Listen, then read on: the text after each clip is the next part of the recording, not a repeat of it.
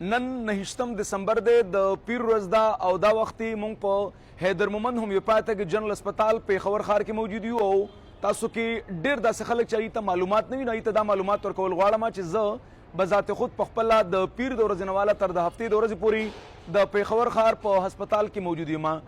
دا ویډیو د سره خاص کر د هغه چا په درشل باندې شیر کوي کوم خلک چې د اولاد غونته کې د عظیم نعمت نه محروم دي. 2015 کال درنه لاړلی 2016 کال دغه دی راغلی او تاسو اوس هم د اولاد غونته کې د عظیم نعمت نه محروم یې. ډېر وګرځېدلی ډېر د ډاکټران مو بدل کړل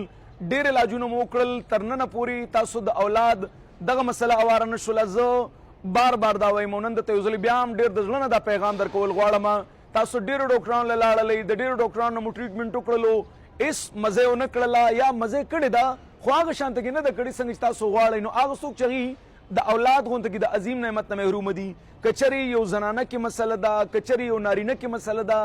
یا لږه مسله ده یا ډېره مسله ده علاج یې په هومیوپیتي کې یا بالخصوص په حیدر مومند هسپتال چې کوم نیټورک دی په دې کې کولی کېږي. که هغه څوک چې هغه دا ګڼي چې زما کوم جراثیم دي هغه کم دي یا هغه څوک چې هغه دا وایي یاره زما جراثیم بالکل زیرو دي لکه ایزوسپرمیا دي یا د دې نه علاوه اولیګوسپرمیا کم پیشنټ دي یا هغه زنانه چې هغوی ته بار د پی سی اوز مسله بار را روانه ده فایبراید مسله را روانه ده یا د دې نه علاوه هغوی ته بار دا ویل کېږي ستا وزن زیات دی یا ستا چې کومه چربي ده هغه ډېره زیاته ده یا د دې نه علاوه داسې نورې کومې مسلې را روانې دي او د هغې په وجه باندې نن هغوی د اولاد غونته کې د عظیم نعمت نه محرومه دي. ما خو دې نه وړاندې مو ویلي دي تاسو ډېر تکړه ډاکټران له ورغلي یې او ما هغه د تکړه ډاکټرانو سره دنیا خلک ټیک شوي هم دي تاسو نه یې ټیک شوي په دې وجه باندې نه ټیک شوي چې هغه کومې دوایانې دله درکوي هغه ستاسو وجود نه مني ستاسو په وجود باندې ټیک نه راځي. نو بجای د دې چې مونږ ډاکټران بدلو را بدلو مونږ له طریقه کار بدلول پکار دی او بس تر دې نه پورې وشوله نور بالکل ځان له وخت مه ضایع کوئ ټایم در باندې ضایع کېږي. 2015 لاړلی 2016 راغلی او اوس هم تاسو ډاکټران بدلوئ را بدلوئ بجای د دې چې تاسو مزید ډاکټران بدل کړئ او ځان ته نورې مسلې جوړې کولی چې زیاتر زنانه چې دی نو ډاکټرز له لاړ شي نو چې هغوی له کوم ټریټمنټ ورکړي اولاد یې اولاد ونشي او الټه د هغوی وزن زیات شولو د هغوی په مخونو باندې ویښته راغلل نور مسلې پکې را پیدا کړلې بالخصوص د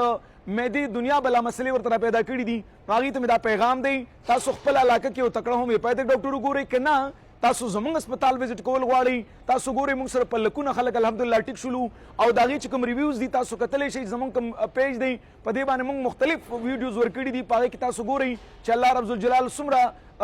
بې اولاده جوړو ته الله تعالی چې دی نو اولاد ورکړی دی. نو هغه څوک چې هغه د اولاد غونته کې د عظیم نعمت نه محرومه دي